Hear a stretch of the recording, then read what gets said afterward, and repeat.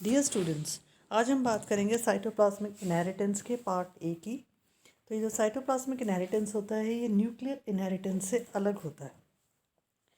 तो ये extra nuclear inheritance भी हम इसको कहते हैं या साइटोप्लाज्मिक इनहेरिटेंस भी हम इसे कहते हैं।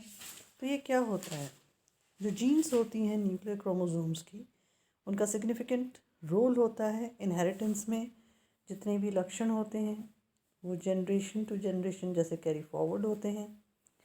कुछ एक्सपेरिमेंटल एविडेंसेस में देखने को मिला है कि कुछ जो ट्रेड्स होते हैं वो एक्स्ट्रा न्यूक्लियर जीन्स या जो डीएनए होता है साइटोप्लाज्म में, प्रोकैरियोटिक और यूकैरियोटिक जो सेल्स होती हैं उनके द्वारा निर्धारित होता है। बैक्टीरियल सेल्स जैसे कि ई कोलाई जो है उसमें सिंगल मेन क्रोमोसोम होता है जिसको हम न्यूक्लियाइड कहते हैं। एक एक्स्ट्रा डीएनए एलिमेंट भी प्रेजेंट होता है जिसको हम प्लास्मिड्स कहते हैं साइटोप्लाज्म में। तो जैसा कि हम इस चित्र से देख सकते हैं कि ये जो कोशिका होती है, एक्स्ट्रा न्यूक्लियर इनहेरिटेंस माइटोकॉन्ड्रिया के द्वारा होता है, जिसे हम power house of the cell कहते हैं। माइटोकॉन्ड्रिया का खुद का डीएनए होता है जिसको हम माइटोकॉन्ड्रियल डीएनए कहते हैं। तो क्या फीचर्स होते हैं एक्स्ट्रा न्यूक्लियर इनहेरिटेंस के? जो यूकैरियोटिक जो सेल होती हैं उनमें मेन जो कॉम्प्लीमेंट होता है क्रोमोसोम्स का वो न्यूक्लियस में होता है। एक्स्ट्रा जो डीएनए मॉलिक्यूल्स होते हैं वो माइटोकॉन्ड्रिया और क्लोरोप्लास्ट में प्रेजेंट होते हैं। एक्स्ट्रा न्यूक्लियर जो इनहेरिटेंस होता है जिसे हम साइटोप्लाज्मिक इनहेरिटेंस कहते हैं, जिसमें कि ट्रांसमिशन जो जीन्स का होगा वो न्यूक्लियस के बाहर होगा। तो एक तरह का ये नॉन मेंडेलियन इनहेरिटेंस है, जिससे कि जो ट्रेट होता है उसका जो ट्रांसमिशन होता है पेरेंट्स से ऑफस्प्रिंग में जो होता है वो नॉन क्रोमोसोमल साइटोप्लाज्मिक मीन्स के द्वारा होता है। इसलिए हम इसको क्या कहेंगे? Non Mendelian, non chromosomal, uniparental, maternal, extra chromosomal cytoplasmic extra nuclear inheritance. अर्थात इसको हम अलग अलग नामों से भी जान सकते हैं, जैसा कि non Mendelian, non chromosomal, uniparental, maternal, extra chromosomal cytoplasmic या एक्स्ट्रा न्यूक्लियर इनहेरिटेंस। साइटोप्लाज्मिक जो फैक्टर्स होते हैं रिस्पॉन्सिबल होते हैं एक्स्ट्रा न्यूक्लियर इनहेरिटेंस के, वो इंडिपेंडेंट होते हैं। सेल्फ रेप्लिकेटिंग न्यूक्लिक एसिड्स होते हैं जो कि डिफ़र करती हैं क्रोमोसोमल जीन्स से अपनी लोकेशन के द्वारा, और उनकी खुद की न्यूक्लियोटाइड सीक्वेंस होती है। तो 3 तरह के एक्स्ट्रा न्यूक्लियर इनहेरिटेंस के ऑर्गेनल्स हो सकते हैं, माइटोकॉन्ड्रिया, क्लोरोप्लास्ट या प्रोकैरियोटिक सेल्स में प्लास्मिड्स। जो माइटोकॉन्ड्रिया होता है, एनिमल माइटोकॉन्ड्रियल जीनोम्स होते हैं, लगभग 13 से 18 किलो बेस पेयर्स होते हैं साइज़ में। फंगल माइटोकॉन्ड्रियल जो जीनोम्स और हायर प्लांट्स के जो होते हैं वो लगभग और बड़े होते हैं, 75 किलो बेस पेयर्स तक होते हैं। 300 से 500 किलो बेस पेयर्स उनका साइज़ हो सकता है। एक माइटोकॉन्ड्रिया में लगभग 5 से 20 कॉपीज़ होती हैं माइटोकॉन्ड्रियल क्रोमोसोम की। ह्यूमन सेल्स में एक रेंज होता है नंबर्स का माइटोकॉन्ड्रिया में। मानव के कोशिकाओं की अगर हम बात करें तो लगभग 37 जीन्स होती हैं माइटोकॉन्ड्रिया में। क्लोरोप्लास्ट जो होता है प्लांट्स में, उसका जो जीनोम का जो साइज़ होता है, जीनोम का मतलब हैप्लॉइड सेट ऑफ क्रोमोसोम्स, तो ये क्लोरोप्लास्ट का जो जीनोम है वो 130 से 150 किलो बेस पेयर्स होता है। इनमें जो जीन्स होती हैं वो ज़्यादा होती हैं as compared to human mitochondrial genes, ये लगभग 110 होती हैं। ज़्यादातर जो जीन्स हैं वो इन्वॉल्व हैं फोटोसिंथेसिस में। कॉर्न की अगर हम बात करें, मक्का की, तो 20 से 40 क्लोरोप्लास्ट होते हैं हर एक कोशिका में, और क्लोरोप्लास्ट में लगभग, और हर एक क्लोरोप्लास्ट की अगर हम बात करें तो 20 से 40 क्रोमोसोम्स होते हैं जो कि 15% निर्मित करते हैं डीएनए को। तो जो टाइप्स ऑफ एक्स्ट्रा न्यूक्लियर जो इनहेरिटेंस होता है अलग अलग प्रकार का होता है। आज हम पार्ट ए में साइटोप्लाज्मिक इनहेरिटेंस में मैटरनल ऑर्गेनल इनहेरिटेंस की बात करेंगे कि जो माइटोकॉन्ड्रिया और क्लोरोप्लास्ट में जो होता है डीएनए, वो कैसे निर्धारित करता है फिनोटाइप को। ये जो फिनोटाइप होते हैं अराइज होते हैं सोर्स ऑफ ऑर्गेनल से, only from the egg cells, जहाँ पे कि खाली मैटरनल इन्फ्लुएंस होता है फिनोटाइप में। जैसा कि एग साइटोप्लाज्म से निर्धारित होता है, जैसा कि हम देखते हैं इसके उदाहरण शेल कॉइलिंग इन स्नेल जो कि फाइलम मोलस्का के जंतु हैं। वेरिगेशन इन लीव्स ऑफ फोरोक्लो प्लांट या आई पिगमेंटेशन होता है एक इंसेक्ट में, इसको हम वाटर फ्लीज या फ्लोर मॉथ्स कहते हैं। तो 2-3 उदाहरणों से स्पष्ट हो जाता है कि माइटोकॉन्ड्रियल इनहेरिटेंस आपके हो रहा है। क्योंकि ये मैटरनल इनहेरिटेंस है तो मैटरनल इफेक्ट्स को शो करेगा। Maternal effects other when mother's genotype affect the phenotype of her progeny directly. अब हम स्नेल्स की बात करें जो कि फाइलम मोलस्का के हैं, इनमें कॉइलिंग होती है तो डेक्स्ट्रल होती है या सिनिस्ट्रल होती है। डेक्स्ट्रल मतलब कॉइलिंग किस तरफ होती है, राइट हैंडेड साइड, डेक्स्ट्रल।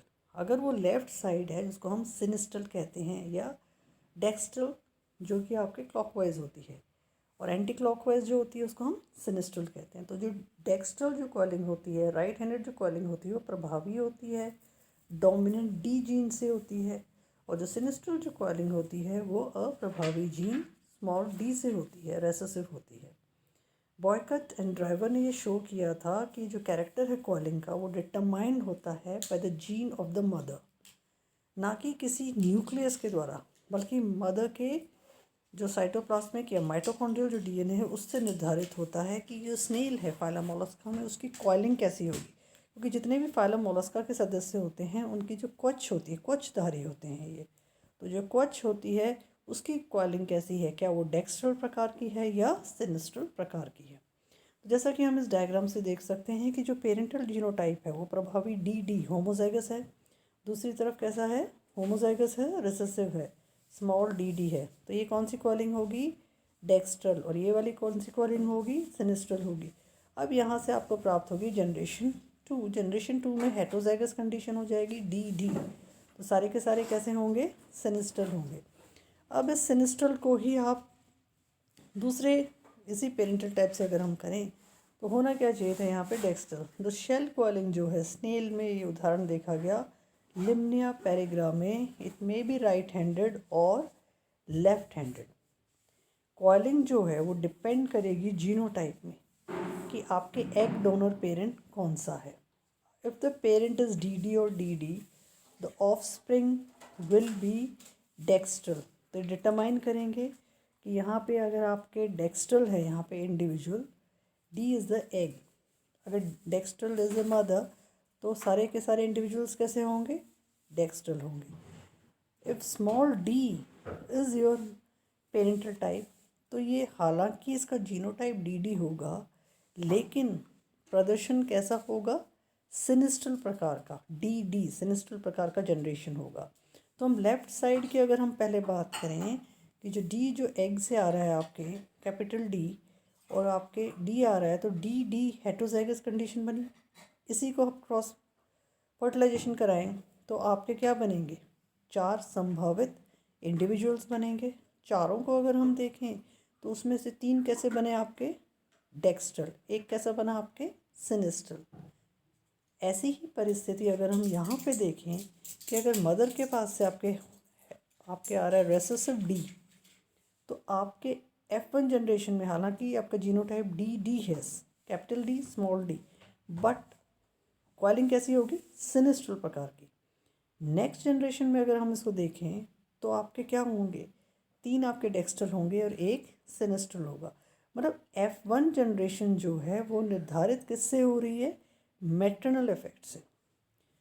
तो ऑफस्प्रिंग जो हो रहा है वो डेक्स्ट्रल हो रहा है या सिनिस्ट्रल हो रहा है, वो एक हर्माफ्रोडाइटिक स्नेल में बहुत इजीली हम उसको देख सकते हैं कि वो कॉइलिंग जो है वो जीनोटाइप के ऊपर पूरी तरह से निर्भर है कि एग डोनर पेरेंट आपका कौन सा है।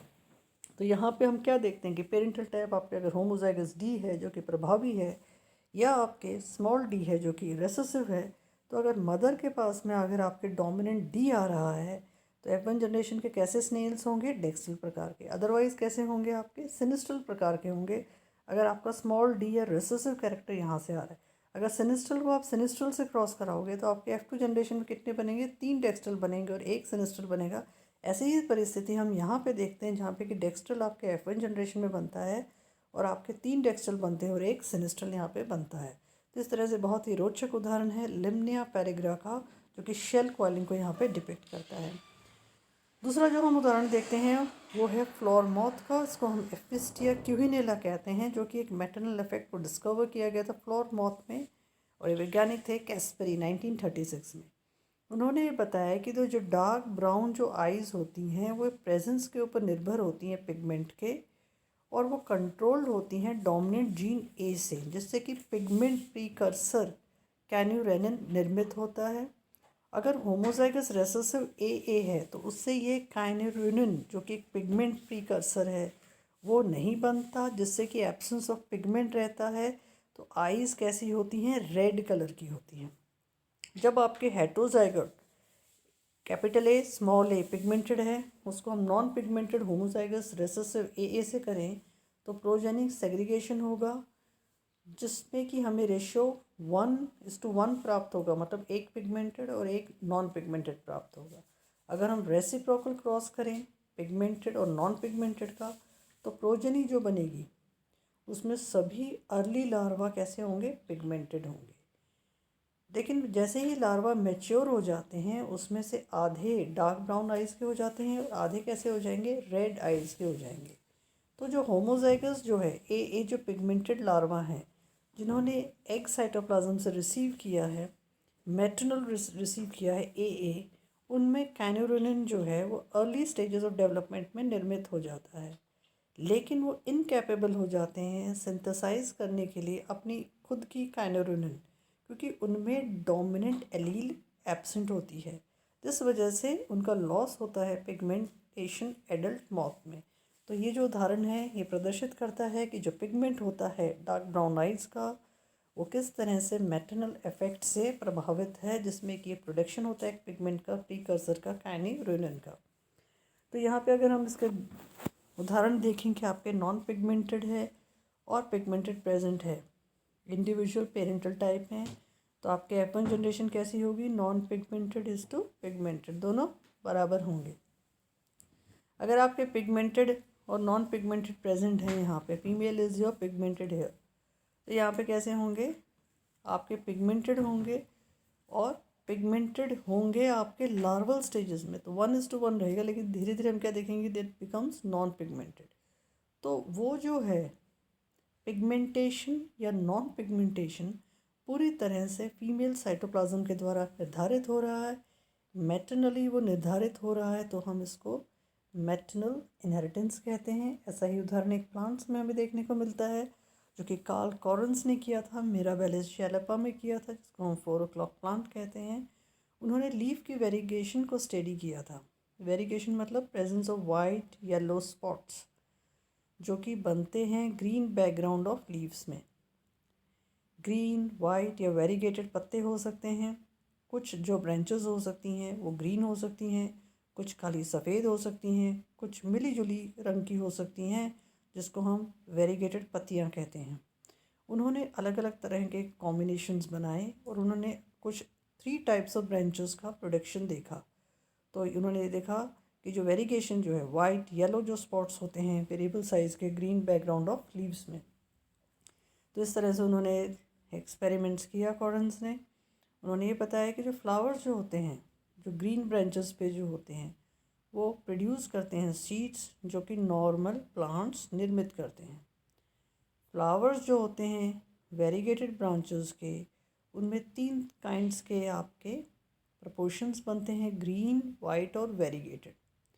फ्लावर्स जो होते हैं ब्रांचेस के जो कि सफ़ेद होते हैं वो वाइट प्लांट्स प्रोड्यूस करते हैं जिनमें किसी भी तरह का क्लोरोफिल पिगमेंट प्रेजेंट नहीं होता।